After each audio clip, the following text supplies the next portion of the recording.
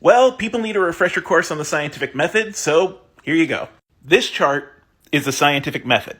This is how we do all science. Everything from grade school science to quantum mechanics. You start up here by asking a question.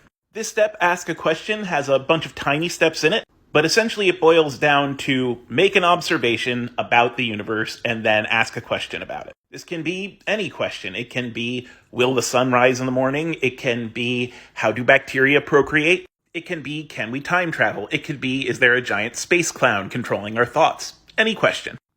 The next step is do background research. I've said this in my other videos, but scientific inquiry isn't just imagined out of thin air. It's based on the body of knowledge that we already have. So your background research is going to consist of stuff that we've already proven, essentially. It's scientific data that's already been verified in the past. You then put all that research together and you construct a hypothesis, otherwise known as constructing a model. Essentially, you take all that verified data, all that stuff that you know that is true, and you try to put it together like a puzzle. And when they all fit together, your hypothesis is essentially the proposed solution to that puzzle. It's the way you think all these elements fit together.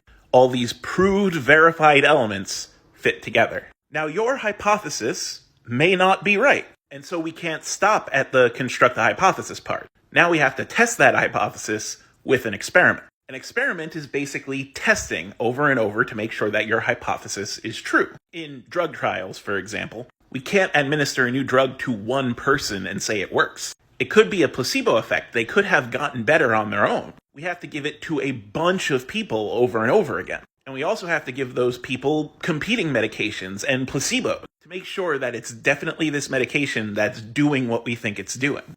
That's the is the procedure working step. Once you run your experiment, you have to ask, could this data be obtained in any other way? Is there any outside influence that can be affecting my data? For example, there was old racist standardized testing data that tried to say people of color were naturally less intelligent than white people. But it turned out that those tests were just designed for white people to succeed at them. And white people tended to have more access to education, more resources to get educated. So those external factors, such as generational wealth and the culture base that the test was designed in, favored the white students. And so the experiment really wasn't showing that there was some sort of natural racial intelligence. And there isn't, by the way. So you do this loop over and over again. If there's external influence, you troubleshoot, you redo your experiment. And you usually have to do this many times. And after you do that many times, you may finally get a rigorous tested set of data. Then you have to analyze that data. You have to ask, what does that data mean? Does that data support your hypothesis? You draw a conclusion. And most of the time, your data is not going to line up with your hypothesis. That's just how science works. We have to do this method a lot. But when that happens, your experimental data just kind of loops back around. That is now new background research for constructing another hypothesis. You throw the old one out, you make a new one that probably fits better, and then you test it with experiments again. And if the data does support your hypothesis, then you communicate it. I mean, you communicate either success or failure. But you notice how communicate results is the same color as ask a question up there? That's because those steps are linked.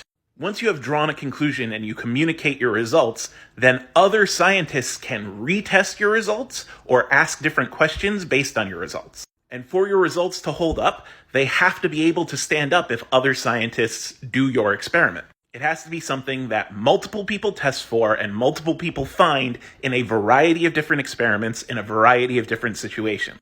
And only then can we come close to calling it a scientific fact. This is the scientific method. It's a very rigorous way of testing hypotheses. And literally all of our science is done with this method. And it may seem like it's a lot. And for cutting-edge science, it is a lot. But it's a lot because it's very easy to be mistaken. It's very easy to see patterns that aren't really there. This, the scientific method, ensures that the patterns that we're seeing are actually there. It starts with evidence and it ends with evidence. And at any point, people can retest your results if they don't think they stand up to scientific rigor. It is a lot easier to be unscientific than to be scientific. And that is the point. Something I don't think a lot of people get is that scientists want this. They want their findings to be challenged. They want their hypotheses to be proven wrong. Because every time we prove something wrong, we get a little bit closer to the truth. And that is a good way to tell if someone is thinking scientifically or not. Because if someone shows you evidence that whatever they propose wasn't true, if you're thinking unscientifically, you'll get upset and you'll be like, no, you have to imagine that this has to be true, right? But a scientist will say, awesome, on to the next thing. They take that evidence and they make a new hypothesis and they do it all over again. And that's the thrill of science.